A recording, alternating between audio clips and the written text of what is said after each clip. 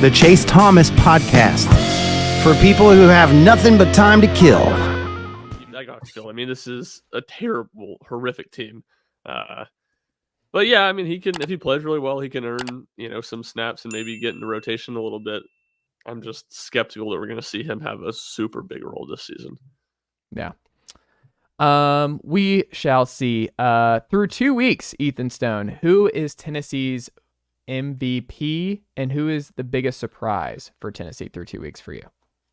MVP for me is probably Cooper Mays. I've mentioned him a little bit already. I think what the offensive line is doing is insanely underrated. And I mean, if you could give it to two guys, both interior defensive linemen, Omar Norman Lott and Omari Thomas. But the interior of the line on both sides is so impressive.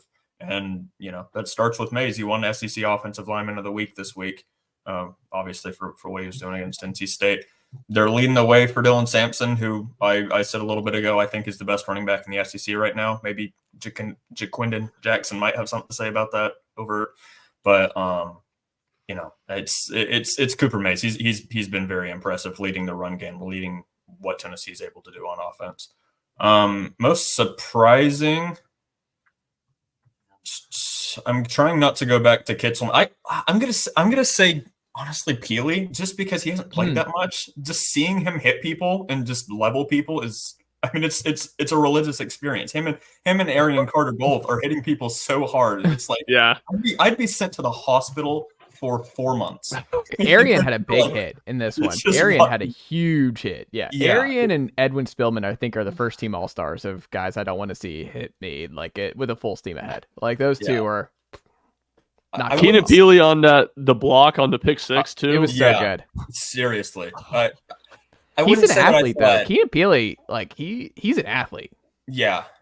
I wouldn't say I thought he was going to be like a non-factor or anything like that. I guess it's just, he gets injured at the start of last year. He's been a little bit better than I'm with you. He's been better than I expected him to be, because we're actually seeing him out there against decent competition, I think is what it is.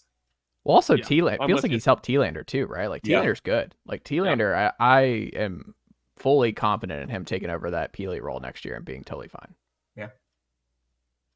Yeah, agree.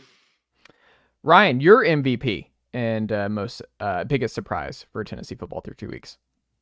Biggest surprise, I think we've talked about Kitselman and Ethan said it. I think that genuinely has to be the biggest surprise. I'll go Will Brooks. He played well outside of the pick six. He was one of Tennessee's highest graded defensive backs, was the highest graded safety according to PFF in that game. Again, time will tell, will be the big thing, but he's played well and he's silenced. As I tweeted after pick six, he's silencing a lot of the haters and losers, parentheses me. And then going to MVP, I mean, obviously Nico's it's MVP. It's always quarterback. If you're the most valuable player, it's quarterback. But going away from the obvious answer, I'll say Dylan Sampson, and that just what Ethan said earlier in the podcast, where I'm sure Tennessee could run the ball fine if Dylan Sampson got hurt. Like, it's just, Chase, you were all over it in the offseason. Like, this is an offense that's going to create a lot of big holes for running backs. And it's not like I think Tennessee's run game would disappear. But Dylan Sampson went from my expectations entering the season of, okay, this is a really good playmaker who I'm sure will be like completely fine being the main guy and the go-to guy in the running back room, to what Ethan said. I think he's one of the best running backs in the SEC. And he's just been so impressive. And I think he just gives Tennessee a complete extra gear in what it can do in its run game, and just also some of the things they can use them in the pass game as well too.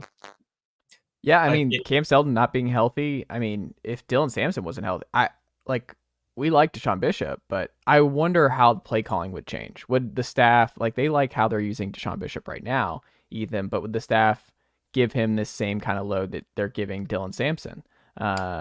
Because they were short. Would they throw Peyton Lewis more into the mix? Would Khalifa Keefe be bigger into the mix? Would they still do a 3? I would be curious what they would do if they got that thin at running back. Would it be a lot more pass happy? But they're able to be pretty even because Dylan Sampson's healthy, and Dylan Sampson's able to carry a crazy load through 2 weeks. I think he does lead all SEC backs in rushing right now through 2 weeks. So, I mean, he's he's been a feature back. I think almost even more than the load that Jalen Wright was carrying through the first 2 weeks of last year. So I thought Dylan Sampson would be good. I didn't think he'd be able to carry the kind of load that it looks like Tennessee's going to do. I mean, they weren't really rotating at all through the first 2 weeks. Like Dylan Sampson, he's there. We're so used to seeing, all right, Jalen Wright. Okay, here comes Jabari next drive. Okay, here comes Dylan Sampson on this drive, and then we'll rotate all the way back. That's not what they've done through 2 weeks, Ethan. Yeah, I mean, him beating, I think it was the corner to the sideline, just running right past him. I can't remember how long the touchdown was. It's just ridiculous. He's got crazy speed, and I mean, it's just because he's wearing number 6. But I cannot help thinking of Alvin Kamara. Like I feel like the similarities are there. Obviously, Kamara is Kamara, and there's still a long way to go there. But I was uber impressed with that guy, man. Dylan Sampson is so much fun. I love it. Little quick thing on that. I went and looked at it today. I went through the whole Heupel era to see like what's the most carries players have had in games. Because Sampson had 20 on Saturday. Him in the bowl game against Iowa was the only time anyone had 20 last season. Shows how much they rotate. And then there were. I'm glad I'm not crazy there because that's something I've jotted down where I'm just like, this is. I wonder if anyone else finds this so bizarre. Like Dylan Sampson's out there for his 3rd straight series. Yes, but I will say, going back and looking at 21 and 22, there were more instances of 20 carries than I thought there'd be. The most of a Heupel player, I would say, guess this. I don't think anybody's going to have any chance to guess it. 26 from Jabari Small in the Music City Bowl in 2021. Really? Wow. In a very sneaky one, this tied for the second most. Tion Evans against Mizzou? No, he was like 15 in that game. For like Hooker, 397 yards. Wow. Hendon Hooker in 23 or had 23 carries against Ole Miss in 21. Good. Him and Jalen Wright. Jalen Wright had 23 against Akron in 22. Those are the second most carries any Tennessee players had in the game, and then they're sprinkled through with a couple of 22 and 21s. Wow. Final thing here, and we'll get out of here. Vols Hoops. We got Ethan here, the Vols Hoops expert, with us here tonight. Ryan Schumpert. As we continue our expectations series here in the off season, we'll save baseball for when Jack gets back. So Cam Carr, expectations this season. Ethan, what's excited about him? Your biggest concern you have about Cam Carr going into this year, and one thing you'd like to see him get better at next season for the Vols. Nicely done, nephew. The Chase Thomas podcast. Hell yeah.